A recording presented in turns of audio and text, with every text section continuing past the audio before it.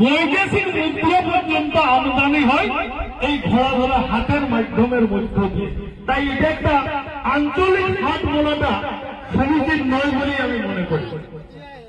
আমাদের এই হাটের উৎপত্তি কবে সেটা আমরা অনেকেই হয়তো আন্দাজেই করতে পারি বলে।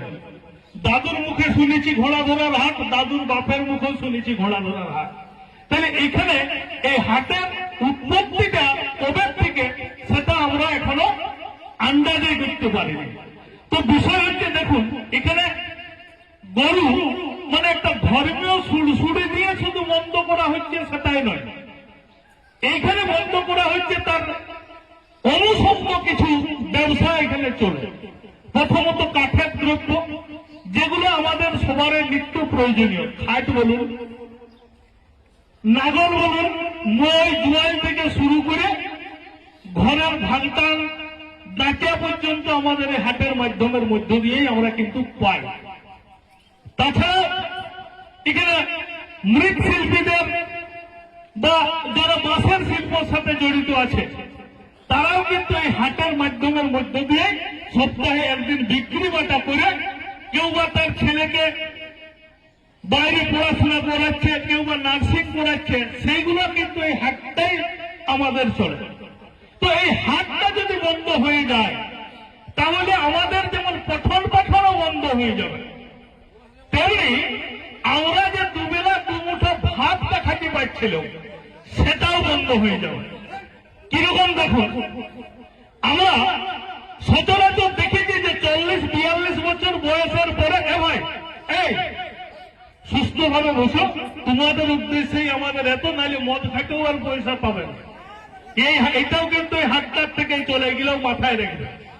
তো আমাদের বিষয় হচ্ছে, আমরা একটা নির্দিষ্ট বয়সের পর যখন আমরা কর্মসংস্থানে আর এন্ট্রি নিতে পারি না, কেউ চাকরির জন্য ছুটা দৌড়া করি, কেউ কলকারখানা, যদিও আমাদের এই বাঁকুড়া পুরুলিয়ায় এই রুখামাটি কলকারখানা নামক বস্তু তো কি সেটাই আমরা জানি না। কারণ সরকার এমন ভাবে বিগত কংগ্রেস থেকে সিপিএম থেকে তৃণমূল, আমরা এইটা দেখিলাম আরেকটা নতুন এই জন্মেছে সরকার, এই যে কি করবে সেটা আমরা বুঝতেই লাগছে।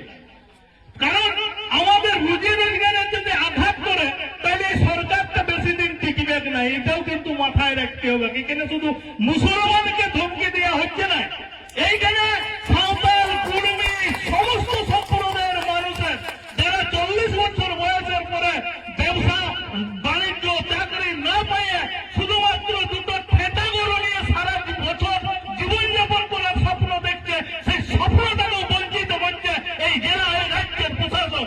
তাই আমি প্রশাসনকে অনুরোধ করব, আপনারা দেখুন কিভাবে সরকারি ভাবে এইটাকে পুনরুদ্ধার করা যায়, পুনরায় চালু করা যায়, তার ব্যবস্থা আপনাদেরকে নিতে হবে।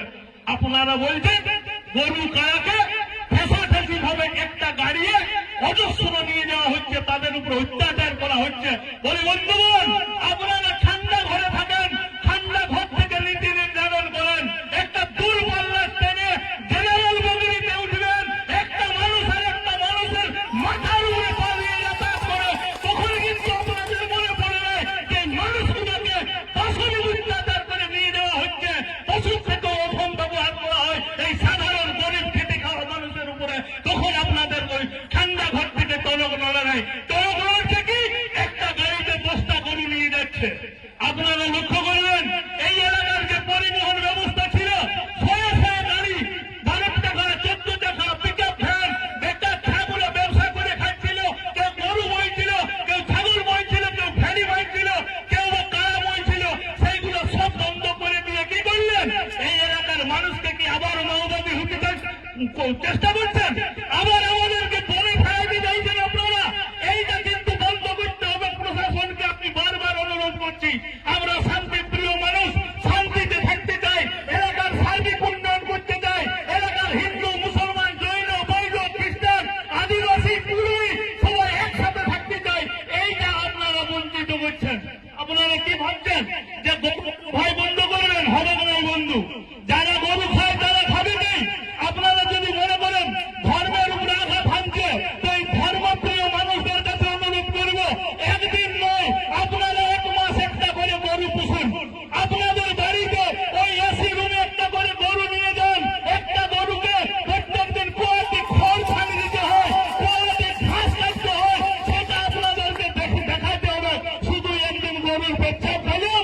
গরুর লাদে একটু তিলক লাগালে হিন্দু হওয়া যায় না।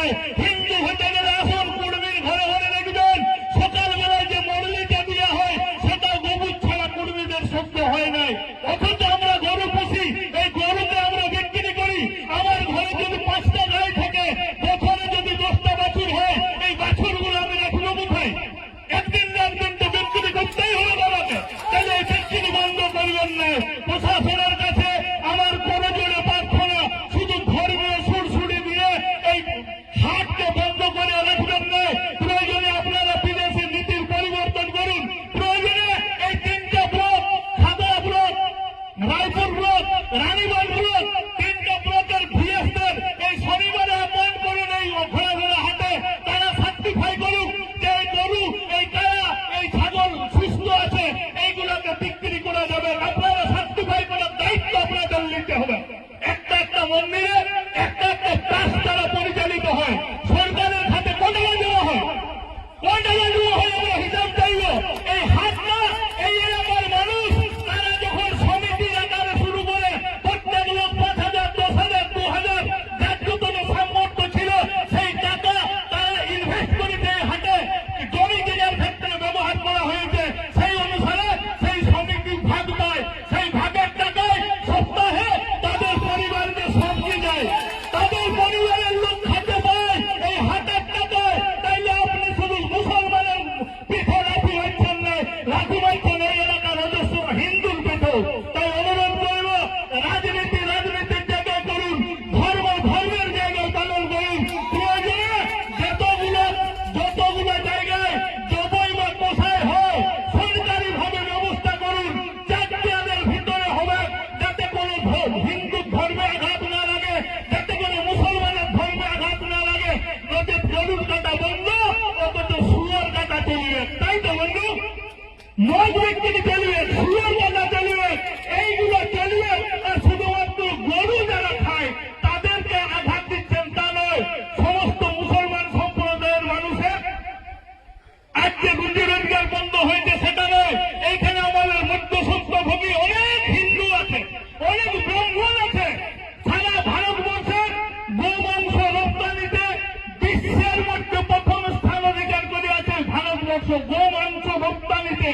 তার যে কসাইখানার হেড মালিক সেও কিন্তু উচ্চবর্ণীয় হিন্দু, সেও উচ্চবর্ণীয় হিন্দু। তাইলে আমাদের ক্ষেত্রে শুধুমাত্র পেটে লাঠি মানে এই গরু খেলার হাতকে বন্ধ করা হচ্ছে।